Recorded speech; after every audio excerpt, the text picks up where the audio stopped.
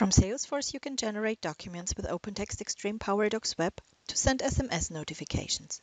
Let's take a look at how this is done by using a locked case. Click Cases, open the case device malfunctioning. Click Extreme Web. PowerDocs opens. Select the template and click Create. To send the SMS to a specific phone number, click Email Configuration. Enter the mobile number with country code. Click OK. Open the Finish menu. Click the Post-Processing option Send as SMS. The document is post-processed. The SMS is sent. In your browser window, click Back. In Salesforce, the status of the case has changed to Closed.